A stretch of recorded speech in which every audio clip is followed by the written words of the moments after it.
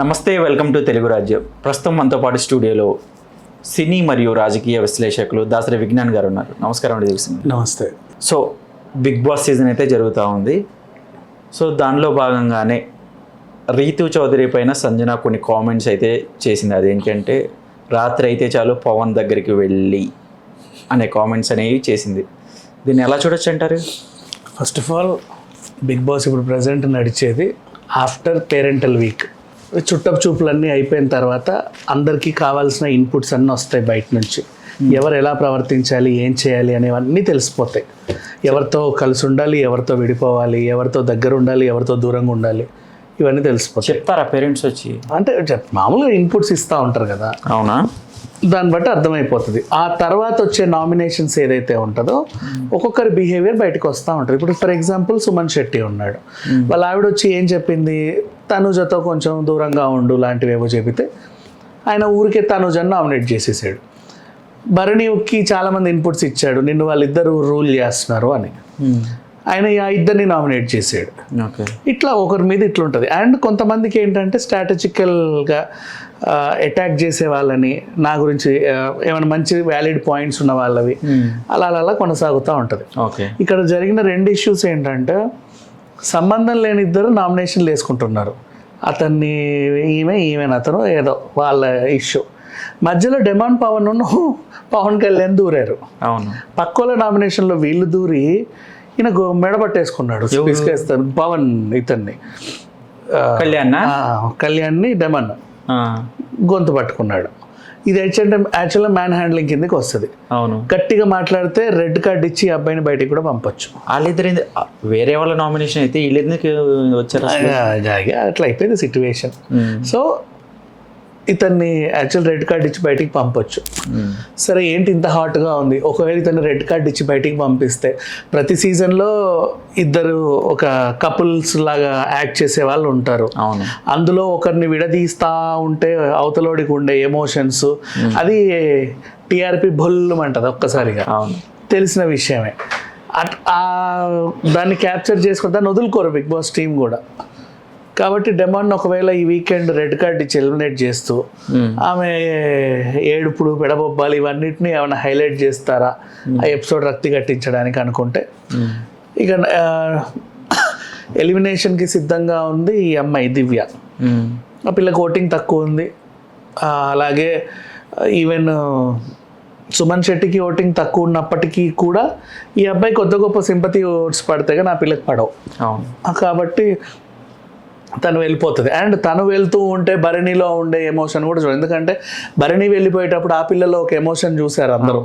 మరి ఈయన వెళ్ళిపోయేటప్పుడు ఆ పిల్ల ఎలా రియాక్ట్ అవుతుంది అనేది కూడా చూడాలి. ఆ పిల్ల వెళ్ళిపోతుంటే ఈయన ఎలా రియాక్ట్ అవుతాడు అనేది ఆ మూమెంట్ కోసం కూడా ఒక వీకెండ్ ఉంటుంది. సో ఈ వీకెండ్ ఈమె ఎలిమినేట్ అయినా, ఆ రెడ్ కార్డ్ ఇచ్చి ఆ అబ్బాయి ఎలిమినేట్ అయినా కథ మాత్రం రసవత్తరంగా ఉంటుంది. సరే, ఈ రసవత్తరాలన్నీ పక్కన పెట్టేస్తే అసలు ఏం జరిగింది అనుకుంటే, ఈ రీతు చౌదరికి సంజనాకి కలిపి ఒక సీన్ పడింది. నువ్వు నన్ను నామినేట్ చేస్తావా, నేను నిన్ను నామినేట్ చేస్తాను ఇలాంటిది ఒక సిచ్యువేషన్. ఇప్పుడు ఆ సిచ్యువేషన్లో ఆమె సంజనని ఏమనిందంటే, అసలు నువ్వు 6th ఏదో వీక్ నుంచి అసలు నువ్వు గేమే ఆడట్లేదు, ఏదో పొద్దున్న లేస్తున్నావు సాయంత్రం కూర్చుంటున్నావు అన్నట్లుగా రీతు ఈమెన్ అనింది. ఏమి చేయకపోతేనే నన్ను ఇక్కడ దాకా వస్తానా, ఇన్ని వారాలు ఉంటానా అనేది ఈమె. మన అన్నంటున్నావు, నువ్వేం చేసావు అని స్టార్ట్ చేసింది. స్టార్ట్ చేసి రాత్రి అయితే చాలు నువ్వు ఆ డెమాన్ పవన్ పక్కన కూర్చుంటావు అని చెప్పేసి ఒక మాట అనేది.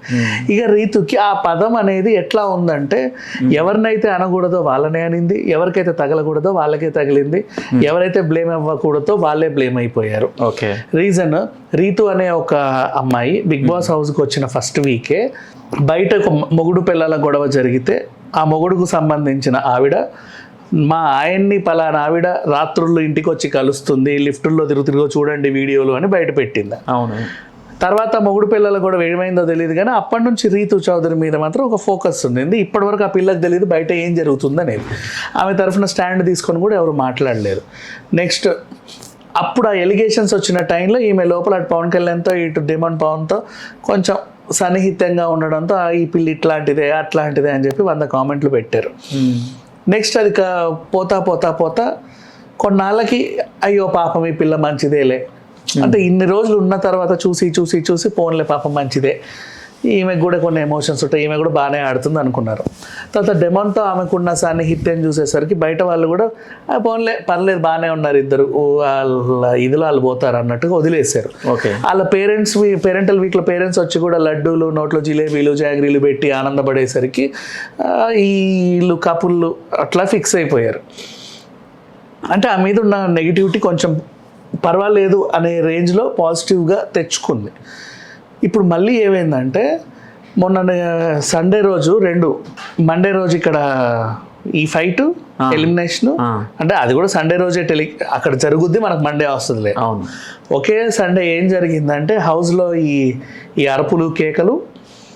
ఇక్కడ అమీర్పేటలో వచ్చేసి ఏంటంటే ఆ గిస్మత్ మండి కాస్త జిస్మత్ అని చేస్తున్నాం మేము, ఇక్కడ నుంచి నా కొడుకు పేరు మీద ఇది ఉంటుంది, ఆస్తి నీదంటే నీది నాదంటే నాదని మేము కొట్లాడుకునే బదులు ఇద్దరికి మ్యూచువల్ అండర్స్టాండింగ్లో ఉన్న ఈ పిల్లోడికి చెందేలాగా ప్లాన్ చేసామన్నట్టుగా ఆయన ఏదో చేశాడు. అప్పటికీ కూడా మరి రీతుకి ఏమి ఇస్తావు, రీతు పేరు మీద ఏం పెడతామని కొంతమంది కామెంట్లు పెట్టారు. దాని కింద ఆయన ఏం స్పందించలే, దాన్ని ఎవరు పట్టించుకోలే. అంటే మళ్ళీ రీతు లైమ్లైట్లోకి వచ్చింది. సరే పోనీలే అనుకున్నారు. సార్ తెల్లారేసరికి నామినేషన్లు ఈమె మళ్ళీ నువ్వు రాత్రి అయితే చాలు పవన్ దగ్గరికి అనేసరికి అది కొంచెం ఇది. దానికి కూడా కామెంట్లు ఎవరు పెడతా నిజమే, సంజన లేని మాట ఏం అనలేదు, ఉన్న మాటే కదా అనేది, ఈ పిల్ల కూడా చేసే పనులు ఇవే. అంటే రాత్రి పక్కన కూర్చొని మాట్లాడుకున్నంత మాత్రాన ఏదో మంచం మీద పడి డొల్లినట్టుగా మాట్లాడొద్దు. ఈమె మాట్లాడింది అట్లా వస్తుంది వినడానికి. నైట్ ఆబ్వియస్లీ సోఫా దగ్గర కూర్చోవచ్చు, లేకపోతే ఇంకో దగ్గర కూర్చోవచ్చు. లైట్ పొద్దంతా మీరు ఏదో టాస్క్లు తీసుకుని ఆడుంటారు కాబట్టి నైట్ డిన్నర్ తర్వాత కాసేపు మాట్లాడి కూడా పడుకోవచ్చు, కొంచెం స్పేస్ దొరుకుతుంది. పగలంటే ఆడు వీడు అటు ఇటు నడుస్తూ ఉంటాడు, రాత్రి కొంచెం ఎవడు రాడు కాబట్టి సగం మంది పడుకుంటే సగం మంది అక్కడిక్కడ కూర్చుంటే దే కెన్. బట్ ఏంటో అలా పోర్ట్రే అయింది, ఎవరికైతే జరగకూడదు ఆవిడకే జరిగింది. మరి ఇది నెక్స్ట్ వీకెండ్లో నాగార్జున గారు వచ్చి అడ్రస్ చేసి సంజన ఒకవేళ సారీ చెప్పినప్పటికీ బట్ ఈ మచ్చ అయితే పోదు. మరి ఆ విషయం ఏ విషయం? కళ్యాణ్ పవన్ విషయం అబ్బాయికి మ్యాన్ హ్యాండ్లింగ్ అది సీరియస్గా తీసుకుంటే రెడ్ కార్డ్ ఇవ్వచ్చు, లేదు అంటే ఇంకేం చేయలేం. బికాజ్ స్ట్రాంగ్ కంటెస్టెంటే. ఇప్పుడు ఇమాన్యుయల్ టాప్ 5కి అంటే టాప్ 4లో ఉండాలంటే పవన్ లాంటి వాడు ఒకడు వెళ్ళిపోవాలి, లేకపోతే వాళ్ళిద్దరే ఉంటారు. బట్ ఇట్స్ ఓకే, అంతేం అనిపించట్లా. సీరియస్గా తీసుకుంటే రెడ్ కార్డ్ ఇవ్వచ్చు. ఓకే. అంటే ఆడు కూడా అంత ఇదిగా గొంతు పీసికేసి ఊపిరి ఆడకుండా చేసి మంచినీళ్ళలో ముంచి సాగురా చావు అనలా నేను చెప్తున్నాను. బట్ ఏదో సింపుల్గా ఇట్లా ఆ టైంలో అలా ట్రిగ్గర్ అయ్యాడు అంతే. సో ఓకే, అంటే దాన్ని యూటిలైజ్ చేసుకుంటే చేసుకోవచ్చు అని చెప్తున్నాను. Thank you. హలో, తెలుగు రాజ్యం ఛానల్ చూస్తున్నారా?